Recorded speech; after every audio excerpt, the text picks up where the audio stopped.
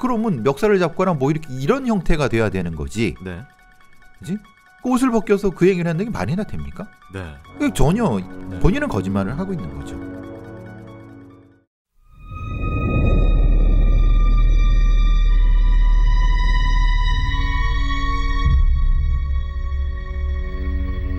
지난 2021년 12월 31일 오전 9시 5분경 서울의 한 어린이 스포츠센터 대표 40대 남성 한모 씨가 119에 신고를 했습니다. 한 씨입니다. 내가 자고 일어나니까 직원가 의식이 없어요. 어제 술을 같이 먹었는데 몸이 너무 차가워져서 전화했습니다. 한 씨는 몸이 너무 딱딱하고 너무 차갑다는 말을 반복했습니다. 곧 도착한 구급대가 확인하니 이미 남성 직원 A 씨는 사망한 상태였습니다. 대표 한 씨는 A 씨와 같이 술을 마셨는데 A 씨가 음주운전을 하려 해 말리다가 폭행했다라고 진술했고 그 자리에서 폭행치사 혐의로 긴급 체포됐습니다. 그런데 이후 국과수가 충격적인 1차 소견을 공개했습니다. 국과수에 따르면 피해자는 긴 플라스틱 막대에 찔려 장기가 손상돼 사망에 이른 것으로 추정됐습니다. 약 70cm나 되는 스포츠 센터 내 교육용 플라스틱 막대기를 피해자의 항문으로 넣어서 장기가 파열돼 사망했던 것입니다. 깊숙이 찔러 넣은 막대기에 대장은 물론 간과 심장까지 찔렸습니다. 이에 경찰은 애초 폭행치사였던 혐의를 살인으로 변경했습니다. 사건이 발생하기 전날인 12월 30일 대표 한 씨와 피해자를 포함한 직원 3명은 센터에서 연말 회식을 했습니다. 몇 시간 뒤 다른 직원 2명은 자리를 떴고 대표 한 씨와 피해자 2명만 남은 상황. 대표 한 씨는 피해자가 음주운전을 하려는 걸 말리다가 폭행하게 됐다고 주장했습니다. 하지만 피해자 가족은 음주운전을 말리다가 폭행했다는 건 말도 안 된다며 반박했습니다.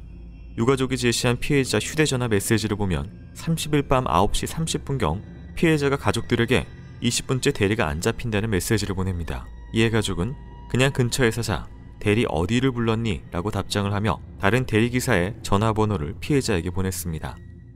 그런데 이후 경찰이 피해자 차량의 블랙박스를 확인한 결과 실제 대표 한 씨가 피해자에게 음주운전 하지 마라. 나도 음주운전 전과가 있으니 음주운전하면 안 된다. 야 이 자식아 라고 말하는 내용이 담겨 있는 것이 확인됐습니다.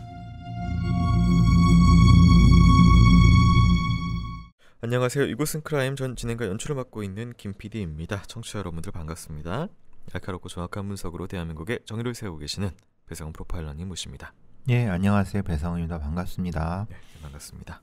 지금 가장 뜨거운 그 사회면 이슈 중에 하나죠. 스포츠센터 일명 막대기 살인이라고 좀 불리는 그 사건 좀 준비를 해봤습니다. 좀 평소보다 짧게 좀 진행이 될 예정이고요. 돌이켜보니까 2018년에 비슷한 사건을 다뤘더라고요. 일명 그 피스팅 살인 사건이라고 2011년 경남에서 40대 남성이 30대 후반 직장 동료 여성과 회식 후에 이제 모텔로 같이 들어갔고 당시 이제 질과 항문에 팔을 넣어서 사망을 한 사건, 실혈사로. 그때는 이제 여기 상해치사로 네. 됐죠. 네.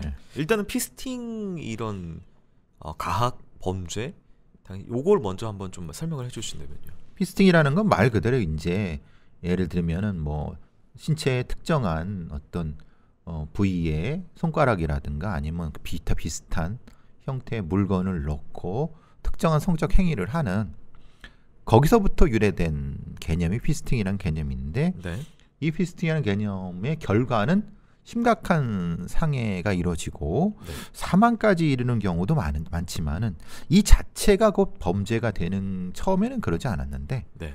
결과적으로는 이것이 뭐 살인으로 될 수밖에 없는 상황이기 때문에 피스팅 살인, 피스팅 가학살인 뭐 이렇게 될 수 있는 거죠. 일부 가학적인 성범죄자가 피해자의 몸에 이물질을 삽입하는 경우들이 가끔 있습니다. 그렇죠. 네. 그런 형태가 있죠. 네, 지금 우리 다루고 있는 사건 같은 경우에는 그 남성이 28세로 알려져 있고요. 키가 175에 체중이 80kg. 운동을 좀 오래 해서 다부진 근육질 체격, 태권도를 20년 수련했다 뭐 이런 게 알려져 있습니다. 이번 이제 스포츠센터 이 사건이요? 네, 이번 스포츠센터 사건이요. 지금 이 범행이 지금 저희가 과거에 다뤘던 사건 때문에 아무래도 좀 연관성으로 좀 떠오르기도 하는데 계속 경찰은 궁극적으로 이제 범행 동기를 찾고 있는 상황인데 이게 성적인 의도가 있는 살인이냐, 성범죄가 있었던 것이냐, 뭐 이런 것 관련돼서 계속 추측이 있더라고요. 그 상황이 네. 분명히 찍혀 있습니다. 그러니까 이게 1시 50분에 범죄가 시작돼서 폭행이 이루어졌는데 네. 막대기를 넣는 행위가 이루어진 거는 아마도 2시에서 10분 그 사이. 네. 경찰이 출동한 건 2시 한 20분 넘어서니까 네. 그때 이게 찍혀 있다고 해요. 이 경찰들의 생각은 그거죠. 동성 간의 어떤 성적 행위라든가 이런 것을 하면서 이런 행위가 있었을 것이다. 그런데 그렇지 않고 이것만 있었기 때문에 성범죄 정황은 없다라고 주장을 하는 거고 네. 실제 피스팅 범죄는 그거와 관련이 없습니다. 네. 이건 피스팅 가학 살인 사건인 거고 네. 가해자한테 성적 의도가 있지만 피해자는 게 모를 수가 있는 거예요. 네. 피해자는 일방적으로 당했을 수 있기 때문에 네. 그건 모르는 상태이기 때문에 이 경찰들의 판단에는 중요한 착오가 있는 거죠. 왜냐하면 경찰들의 입장에서는 이것이 이렇게 심각한 사건이 되면 안 되는 거죠. 왜냐하면 자기들이 이 죽음을 방치한 책임도 있기 때문에 네. 그래서 이제 이런 얘기를 하는 겁니다. 좀 돌려서 얘기를 하면은 가학적 성범죄자가 여성을 계속 폭행을 하다가 기절한 사람의 몸에 갑자기 그 피스팅 무슨 물질을 삽입을 하거나 이런 경우도 있다는 거죠. 그렇죠. 예. 네. 그런 가능성이 있는 거죠. 네. 그러니까 이제 왜냐하면 이 폭행의 주요한 부위가 네. 상체가 아니에요. 네. 하체, 엉덩이 쪽. 네. 그때부터 이 다른 형태의 공격 행위가 있었을 거라는 생각을 해요. 그건 가해자의 의도죠. 그렇기 때문에 이거는 그 방향으로 수사가 됐어야 된다. 네. 근데 물론 피해자의 인권이라든가 이런 것 때문에 그런 문제도 있지만은 근데 명백히 말씀드리면 피해자가 모르는 상태에서 네. 가해자의 일방적인 의도 때문에 될 수 있기 때문에 그럴 또 가능성도 있기 때문에 네. 이건 분명히 규명이 돼야 되는 겁니다. 네. 근데 이제 본인 주장에 의하면은 어떤 다툼, 술 먹고 다툼, 뭐 말리고 시비 이런 과정에서 이렇게 됐는데 자신은 기억 안 난다고 뭐 얘기는 하지만 그런 과정에서 진행이 됐다면은 다투고 싸우는 감정하고 갑자기 여기에 항문에 이런 삽입은 전혀 사실은 연관이 없죠. 네, 연관이 안 돼서. 그렇죠. 그러니까 저 음주운전 하지 마. 그러면 멱살을 잡거나 뭐 이렇게 이런 형태가 돼야 되는 거지. 네. 그지? 옷을 벗겨서 그 얘기를 했는 게 말이나 됩니까? 네. 전혀 생각이 안 난다. 자기가 신고한 건 생각이 난다. 네. 그 나머지는 생각이 안 난다. 블랙아웃이다. 근데 실제로 술을 먹은 거나 이 상황을 보면은 전혀 블랙아웃 상황이 아니에요. 네. 본인은 거짓말을 하고 있는 거죠. 네. 이 블랙박스 관련된 것은 이제 뭐 정확하게 몇 시에 녹화된지는 모르지만 그런 일은 있었던 것 같아요. 대리 관련된 거 녹음이 됐으니까. 저는 사실 그것도 의심을 하고 있어요. 네. 가족들이 카톡을 이제 보내셨어요. 네. 근데 그 카톡은 실제로는 이 피해자의 그 핸드폰이 꺼지지 않은 상태예요. 그러니까 실제로 그 카톡을 누가 보냈는지 몰라요. 피해자 가족분들은 이것은 피해자가 보냈을 거라고 생각하시고 계시지만은 네. 전체적인 사건의 맥락을 보면은 이거는 범인이 보내도 문자니까요. 하등 그리고 네. 이 핸드폰이 자동적으로 꺼진 게 아니라 네. 강제로 껐어요. 네네. 근데 그 강제로 끈 시간 그게 이분이 공격당해서 돌아가신 그 시간 이후예요. 네. 그럼 누구 손에 있었다는 거예요? 네. 범인 손에 있었다는 거예요. 네. 그러니까 이거는 이렇게만 생각하면 안 된다. 그리고 그렇게 보았을 때는 블랙박스의 이 음성도 실제로는 범인이 의도적으로 녹음했을 수도 있다는 생각이 저는 들어요. 네. 피해자는 별 내용 없는데 가해자만 얘기한다. 네. 이 내용 자체가. 그럼 이건 신뢰할 수 없는 거예요. 네, 네. 알겠습니다. 경찰은 범행 동기를 찾기 위해 수사를 계속하는데 어떤 사실이 밝혀졌는지 한번 살펴보도록 하겠습니다.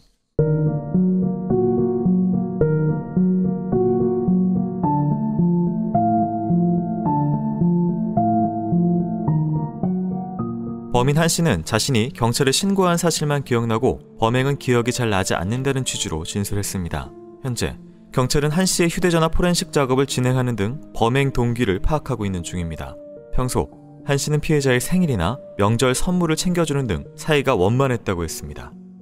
피해자는 센터에서 3년을 일한 직원으로 코로나 때문에 센터가 어려워지자 가족들이 태권도 사범 일자리를 알아봐 줄 테니 센터를 그만두라고 권유했지만 사장님과 버틸 거다라고 말한 적이 있었습니다. 피해자 가족입니다.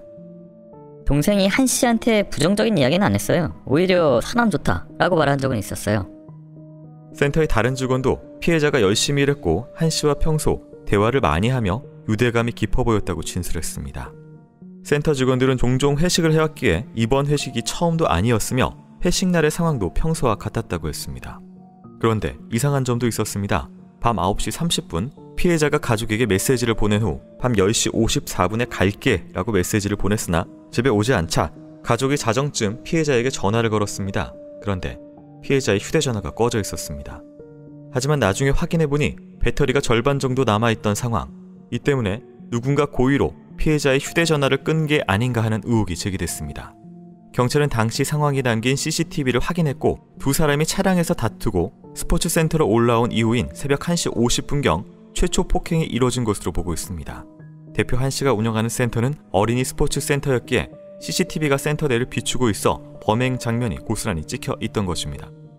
영상에서 한씨는 피해자의 목을 조르고 센터 내 집기로 머리를 마구 폭행했습니다. 피해자는 반항도 못한 채 일방적으로 폭행을 당하다 쓰러졌습니다. 이후 한씨가 플라스틱 막대기로 피해자의 엉덩이를 수차례 내려쳤고 폭행을 하던 중 갑자기 막대기를 피해자의 몸으로 3-4차례 집어넣었습니다. 그런데 이후 한씨의 행동은 더욱 묘했습니다. 피해자를 폭행한 뒤 피해자를 가만히 바라보거나 옆에서 잠을 자는 행동을 보이는 것입니다. 이건 무엇을 의미하는 것일까? 폭행이 시작되고 10여 분이 지난 새벽 2시경 술에 취한 한씨는 112에 스스로 신고를 했습니다. 그런데 한씨는 이때 이상한 말을 합니다.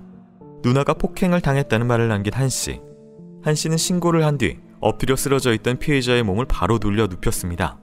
곧 경찰이 현장에 출동했습니다. 신고 내용만 듣고 가정폭력을 의심했으나 현장에 여전은 없던 상황. 이에 대해 묻는 경찰에게 한씨는 이렇게 말했습니다. 내가 언제 누나라고 했어요? 어떤 남자랑 나랑 싸웠다고. 그놈? 그놈 지금 도망쳤지. 경찰이 CCTV를 보여달라고 하자 거부하던 한씨는 나중에 남자를 고소할 거다라고 했습니다. 경찰이 출동했던 이때 피해자는 반팔만 입고 하의가 다 벗겨진 채 바닥에 누워 있었습니다. 한씨는 경찰에게 직원인데 술에 취해 자고 있다. 그 남자랑 상관없다고 말했습니다. 경찰은 피해자의 가슴에 손을 얹어 맥박이 뛰고 있음을 확인한 후 피해자가 잠을 자는 거라고 생각해 피해자에게 패딩만 덮어준 채 철수했습니다. 경찰은 당시 폭행의 흔적도 혈흔도 없었다고 했지만 유족들은 사진을 보니 얼굴과 엉덩이 부위에 온통 멍이 들어 있었고 팔에도 방어원이 있었다며 그냥 철수한 경찰에게 울분을 토하고 있습니다. 한씨는 엉덩이를 때린 것은 인정했지만 막대기로 장기를 훼손한 것은 기억이 안 난다고 말하며 피해자가 저체온증 때문에 사망한 것 같다고 진술했습니다.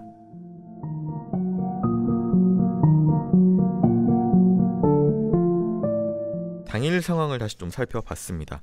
휴대전화 관련된 이야기 앞에서 그 메시지도 있었고요. 뭐 대리 이야기 다음에 10시 50분에 갈게라고 한 이후에 안 오니까 이상해서 전화를 받더니 꺼져 있었다. 뭐 이런 상황입니다. 정확히 이 휴대전화를 피해자가 계속 가지고 있었을 거가 언제까지 가지고 있는지 이걸 확인해봐요. CCTV로도. 네. 저는 사실 이 피해자로부터 가해자가 휴대전화를 뺏어갖고 뭔가 조작을 했을 수 있다는 생각은 많이 들어요. 왜냐면 이게 자동으로 꺼진 게 아니라 배터리가 반 남아있는 상태. 그래서 자기가 눌러서 끈 거죠. 네. 누군가. 피해자가 그걸 끌 리가 없잖아요. 네. 그럼 당연히 그럼 같이 있던 누군가가 껐다. 그럼 왜 껐느냐? 당연히 그거는 여러 가지 의도가 있었던 거죠. 그걸 확인해 봐야 되는 거죠. 네. CCTV에 찍힌 범행 내용을 보면은 갑자기 무차별 좀 폭행하는 것처럼 보이다가 엉덩이를 치다 갑자기 삽입을 했다. 그걸 바라보고 또 옆에 눕고. 이상하죠. 네. 처음에 이제 머리에 좌상이 있고 얼굴 때리고 그 뒤에 행동은 대부분 하체 쪽이에요. 그 상황에서 이제 일종의 성적 행위를 한 거죠. 네. 그리고 나서 이제 물끄러미 바라보고 옆에 눕는 행위. 이 뒤의 행동은 사실은 성적 행위와 연결될 수 있다고 보이는 게 맞죠. 그죠? 근데 이제 갑자기 왜 막대기를 가지고 이건 뭐 사실 그걸로 돌아가시게 된 거예요. 그냥 네. 그거를 해서 심장과 그것이 다 훼손됐기 때문에 네. 뇌출혈이 생겼을 거고 그러니까 그 행동은 전체적으로 한번 맥락을 다 통틀어 봐야 된다. 그래야지 이건 해석될 수 있다라고 보는 거죠. 네. 신고할 때 그리고 나서 본인이 112에 신고를 합니다. 누나가 폭행을 당했다라는 이야기를 남깁니다. 그러니까 보통 같은 경우에는 범행을 숨기기 위해서 일부러 감춰도 모자랄 판에 본인이 연락을 해요. 이건 일종의 알리바이 재구성이 아니겠느냐. 네. 누군가가 그 사람이 살아있다는 거를 확인해야 되잖아요. 그럼 경찰이 와서 확인해 주는 게 제일 숨쉬고 있는 필요하죠. 것을. 그렇죠. 네. 그래서 누나가 폭행을 당했다. 뭐 뜬금없이 왜 누나야? 거긴 아무 여자가 없었는데 네. 마치 다른 사람인 것처럼 행동을 해갖고 네. 경찰이 실제로 이게 폭행을 당하고 했다고 해서 코드 1 정도로 해서 6명이나 출동해갖고 주변을 두지고 막 그런 난리를 피웠어요. 네. 그런데 실제로 그 피해자의 죽음을 확인 못한 거죠. 네. 그러니까 이것은 아마 그런 부분이 있었던 것 같다는 생각이 들어요. 그리고 그 바로 전에 몸을 바로 누였으니까 그걸 못 보게 하려고 했을 피는 아마 뇌출혈은 있었던 것 같아요. 근데 뇌출혈이 많이 된 건 아니고 왜냐하면 심장이 바로 공격당했기 때문에 네. 심정지가 일어나면은 피가 뿜어져 나오진 않겠죠. 그냥 네. 돌아가시니까. 근데 약간 살아있는 그게 지금 애매해요. 그래서 경찰은 분명히 뭐라고 했냐면 맥박이 뛰고 있었다는 확인했다는 거예요. 근데 이게 가능한 얘기인가? 저는 이게 모르겠어요. 생각해 보세요. 분명히 심각한 심장 공격을 당했어요. 네. 그것도 이게 위험한 상태였을 텐데 경찰이 거짓말을 할 수도 있는 거고 네. 실제로 죽기 바로 전에 심장이 미약하게 뛰고 있었을 수도 있고 심정지 전에. 네. 근데 심정지가 안 일어났으면 피가 그렇게 안 날 수가 없거든요. 네. 그렇잖아요. 네. 구멍이 뚫어졌으니까. 그럼 그 경찰이 해명을 해야죠. 그리고 이것은 부검을 통해서 똑같은 상황을 재구성해서 이 상태인데 피가 바깥으로 안 나? 이상하지 않아? 그렇게 말을 해야죠. 이 경찰 어쨌든 대응에 대해서 지금 굉장히 질타를 받고 있고. 그렇죠. 이건 욕 먹어도 싸죠. 예. 네. 뭐 유족은 그겁니다. 어쨌든 뭐 당시에 조금 더 세밀하게 체크만 했으면 응급차에 실어갖고 보냈으면 살 수도 있지 않았냐 뭐 이런 쪽인 것 같아요. 그런 생각도 들어요. 네. 왜냐하면 분명히 폭력 상황으로 6명이 출동하는 코드1 상황이라고 하면은 술 먹어서 지금 있는 사람을 분리를 해갖고 네. 본인은 이 사람이 관련 없다고 하지만 그건 이 사람 얘기죠. 네. 그죠? 신고자의 그 얘기대로 다 경찰이 할 거면 경찰은 왜 출동을 해요? 그 사람도 거짓말할 수 있다는 생각을 하고 네. 상황을 통제한 후에 분리한 후에 그 사람을 확인을 했어야 되는 거예요. 아니 사실 깨워야죠. 옷을 벗고 그렇게 누워 있는데 그거를 그냥 패딩 말이나 합니까 거기? 그러니까 그것은 분명히 잘못인 거죠. 네. 근데 이제 당사자가 거부하면 CCTV를 확인할 수 없는 법적인 문제가 있다라는 것은 경찰 입장에서도 강제성을 당장 하긴 좀 그렇죠. 어려운 네. 상황이었네요. 그렇죠. 그거는 네. CCTV를 본인이 못 보여주겠다라고 하면은 사실은 그거는 보기가 쉽지 않죠. 영장 없이는 안 되는. 근데 그거는 그렇다고 쳐도 사람에 대한 확인은 했어야 되는 거지. 그러니까 그건 못했다는 거죠. 네. 그러니까 둘 사이가 평상시에 괜찮았다라는 이야기가 있습니다. 그래서 이게 괜찮은 사이에서 갑자기 공격적인 대상으로 기억나세요 그거? 네. 강서에서 스튜어드가 네. 경찰관을 때려 죽인. 친구인 사람. 네. 네. 그건 왜 때려 죽였어요? 친한 친구였는데요. 그렇죠. 네. 결혼식 사회까지 봐줬던 네네. 그 정도의 사람. 그런데도 그런 범죄가 나타날 수가 있어요. 이 경우도 역시 겉으로 보기에는 굉장히 유대가 좋은 형태라고 하지만 범인이 그 피해자한테 다른 감정을 품었을 수도 있는 거거든요. 네. 그 부분을 이제 수사를 해봐야 돼요. 분명히 그것은 가능한 일이라고 봅니다. 분명한 거는 이 범인은 이런 류의 가학적인 행위에 대한 전사가 있었다고 보는 게 맞겠죠. 네. 지금 경찰이 마약 관련돼서도 검사를 하고 있습니다. 그렇죠. 일단 간이 검사에서는 뭐가 발견되지 않은 상황이고요. 이게 뭐 두 가지 의미가 있을 것 같은데 일단 공격 행동 자체가 이게 일반적으로 보기엔 과하기 때문에 어떤 뭐 흡입을 했냐라는 것도 있지만 뭐 심신미약하고 또 연결될 수도 있기 때문에 본인이 기억을 못 한다고 하고요. 이거 어떻게 보실까요? 또 논쟁이 벌어지겠죠. 블랙아웃 된 상태에서 네. 우리 많이 한강 사건에 네. 그 블랙아웃 얘기가 또 나오는 겁니다. 기억 안 나? 몰라. 이럴 때 어떻게 해야 되느냐? CCTV상은 분명히 그 행위가 있었는데. 네. 근데 이제 이거는 마약하고는 관련이 없을 것 같습니다. 왜냐하면 마약이 아니라 네. 이 범인의 행동의 전사를 찾아봐야 될 것 같아요. 네. 그 가학적 성행위에 대한 앞에 전 프로필이 있으면 이거 분명히 잡아낼 수가 있죠.